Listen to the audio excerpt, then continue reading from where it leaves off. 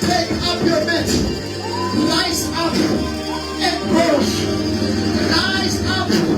Take your mat and go. Yatim Shalom.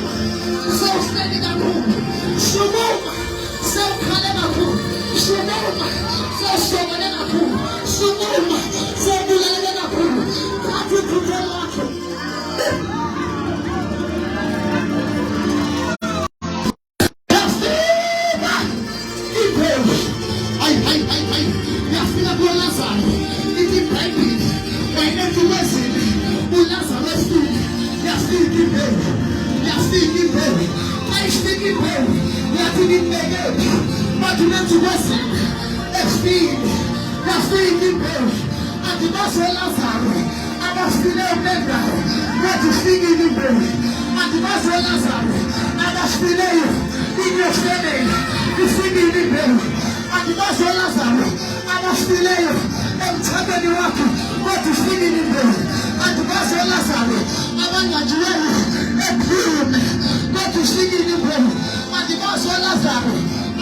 In your career, but in there, it's beginning. That's it.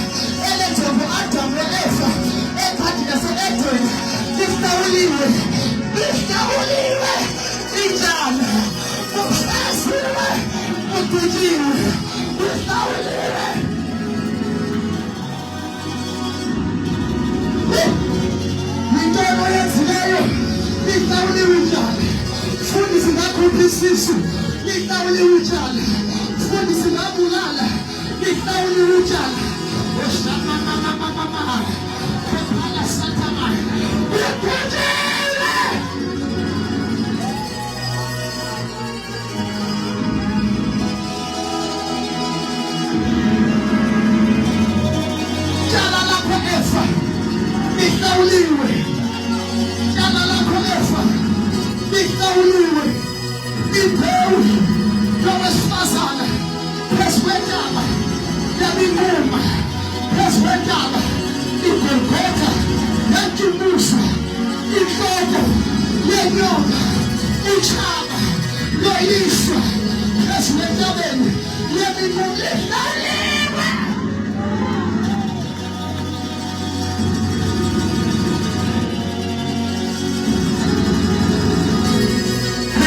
Siyathandaza, siyathandaza, uyakwazi ngenyawo zakho, ungaba ngenyawo zakho, siyathandaza, bayithatha imbewu, bayifaka engcwabeni, omathandekayo. What I know about a seed, once wayifaka emhlabeni, iyagerminate. Ungaceba kuphela ngembewu, xa uyifaka emhlabeni, kanti apha phansi komhlaba, iyagerminate. Ithi iBhayibheli, ngosuku lwesithathu, iBhayibheli yavuka imbewu. Ay haleluya. Ikhona abantu abathandekayo. Ngosuku lwesithathu bathe Maria bayojonga incwaba, bayokhola umzimba. Kanti bafika ingelosi ifela phezu kwelitshe. Imfunelani ophilayo kwelabafileyo ayisekho imbewu emangcwabeni. Siyathandaza. Kumasata mahaya kora mama wanqotshwa usathana owosoyisa egadini yaseEdeni, waphinda wanqotshwa egadini. Hayi siyamcela ubambe lesesigoduka. Usathana owanqoba thina egadini yaseEdeni woyiswa wanqotshwa egadini yaseGetsemane, ngoba iGetsemane ibiyigadi neEdeni ibiyigadi. uYesu before ayonqoba emqamezweni waqale wanqoba egadini, ngoba egadini wanqoba uSathane ngomthandazo. Ay haleluya. Wanqoba uSathane ngomthandazo. Ithandazo iBhayibheli wathandaza umthandazo, umpilo wakhe wajika ngamathonsi egazi. Into eyonakala egadini yaseEdeni yalungiswa egadini yaseGetsemane. iGetsemane ipha ezantsi, iGolgotha ipha phezulu. Eyibahlawuli njalo esabhadale abespeed uyoface uthando.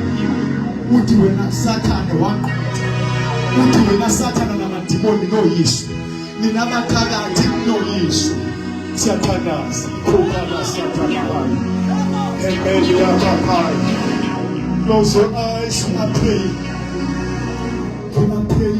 Hey, moya kaThixo ukhona kule ndawo. Postolo ngemfuno yakho masithandaze nabantu abathi ndifuna ukubuyela endaweni yami yokubusa, ngoba ndivile namhlanje uba ndabizelwa, ngagcotshelwa, ngaordainwa ukuba ndibe ngumbusi, ukuba ndibe nedominion, ukuba ndibe namandla phezu kwezimo zonke. Uba uthi ndifuna ukubuyela endaweni yami, besendishiftile, kodwa ngicela nithandaze nami befundisi bami, ndifuna ukubuyela endaweni yami yamandla.